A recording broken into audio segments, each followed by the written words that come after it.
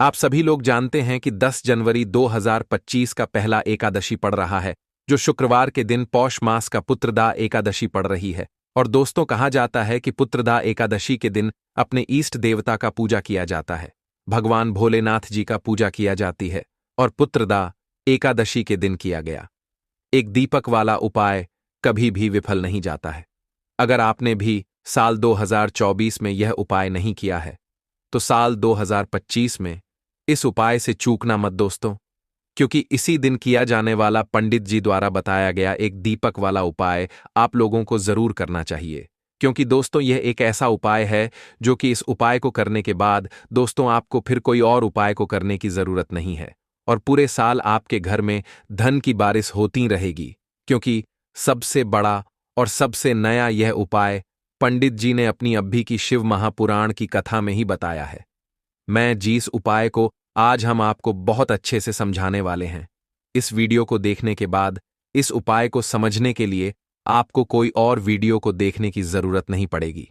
तो चलिए दोस्तों, उपाय को शुरू करते हैं।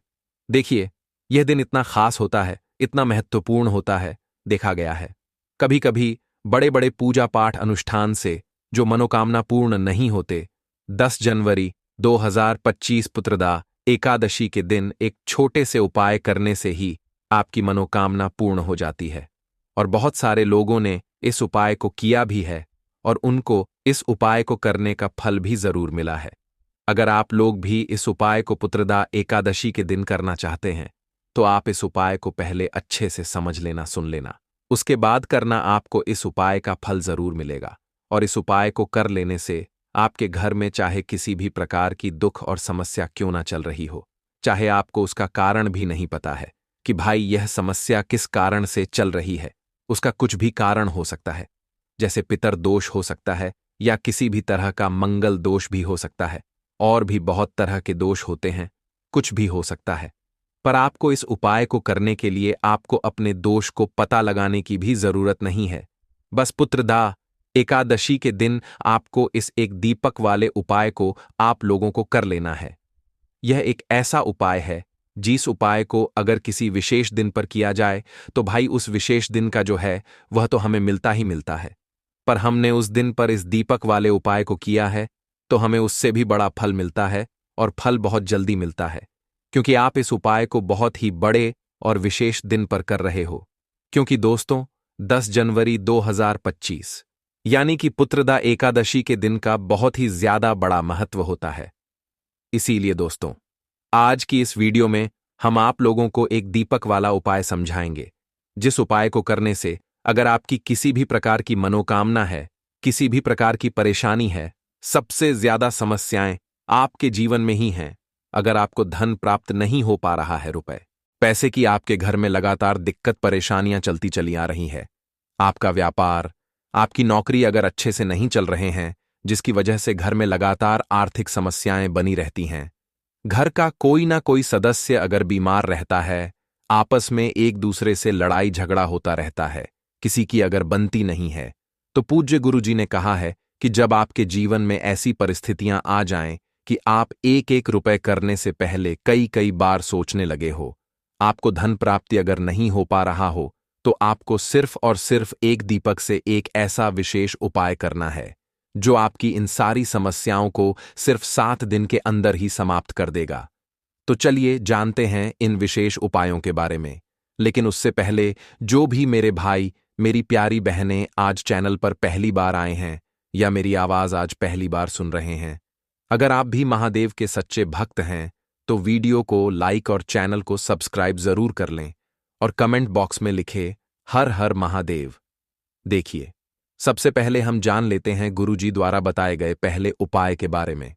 देखो, इस उपाय के लिए आपको लेना है एक गोल बाती का दीपक।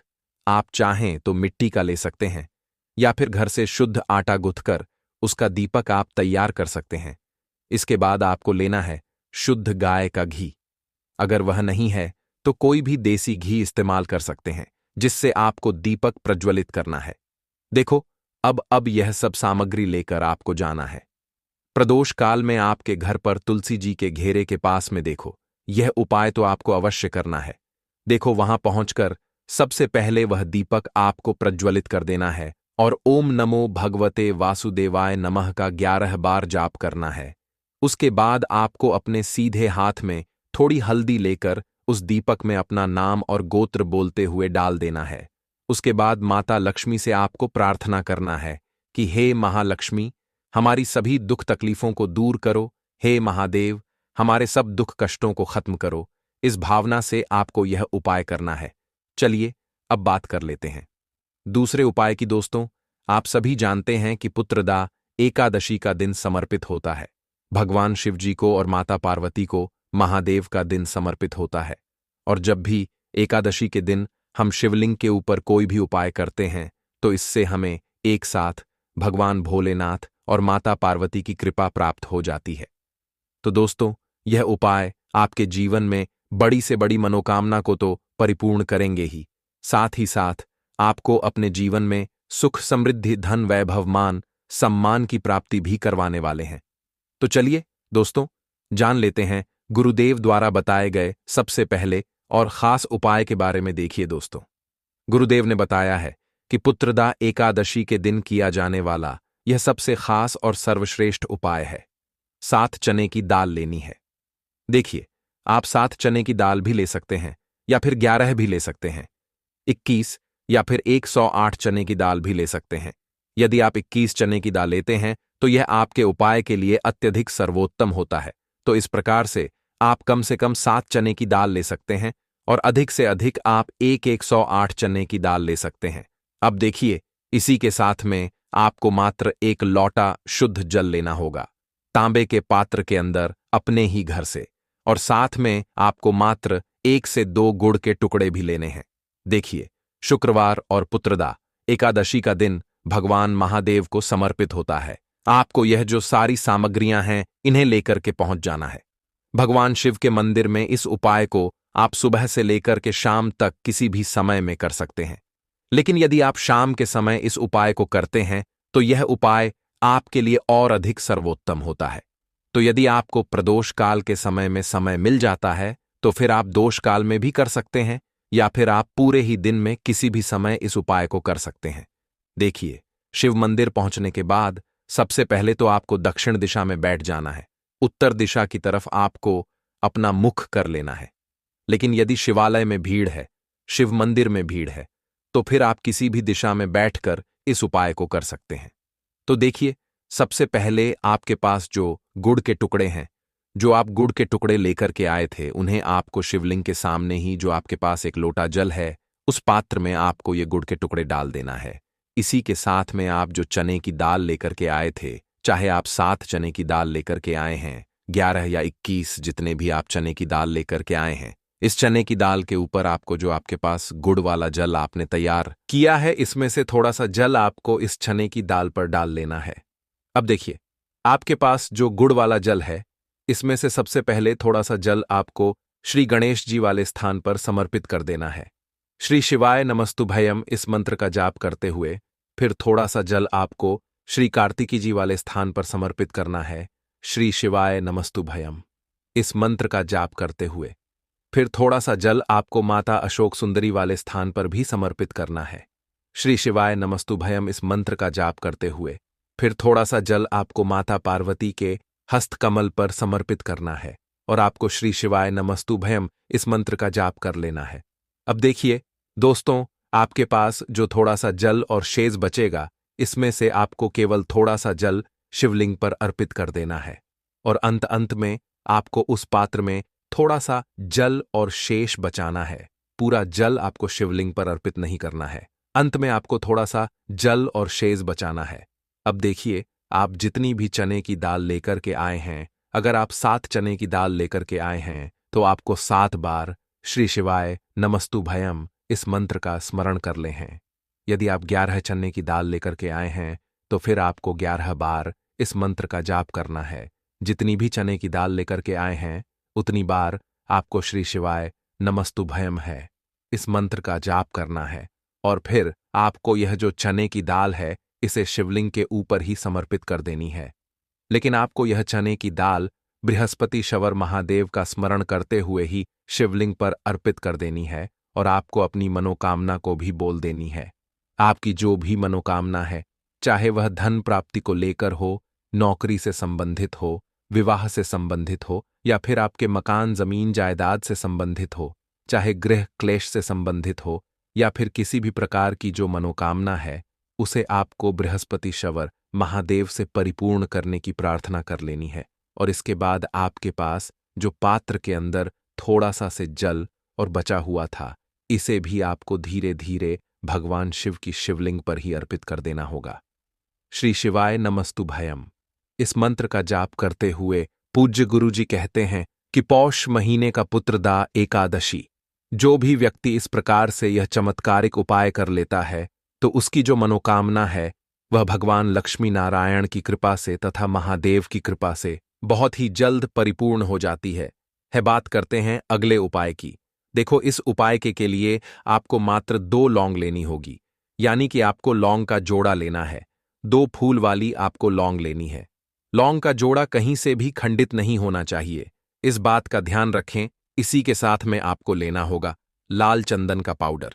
देखिए, यदि आपके पास लाल चंदन की लकड़ी है तो उसे घिसकर भी आप चंदन के रूप में प्रयोग कर सकते हैं। यदि पाउडर है तो उसका भी आप अपने उपाय के लिए प्रयोग कर सकते हैं। देखिए, चंदन जो है वो तेज का प्रतीक माना गया है और साथ ही साथ जीवन के अंधकार को दूर करने का प्रतीक माना गया है। अब इसी के साथ में आपको मात्र एक तांबे के पात्र के अंदर शुद्ध जल लेना होगा अपने घर से। अब दोस्तों, यह तीनों सामग्री लेकर के सीधे आपको पहुंच जाना होगा भगवान शिव के मंदिर में। देखिए, इसी के साथ में आपको एक गोल बाती का दीपक भी लेना होगा। दीपक आप मिट्टी का भी ले सकते हैं, शुद्ध आटा मड़कर यार कर सकते हैं।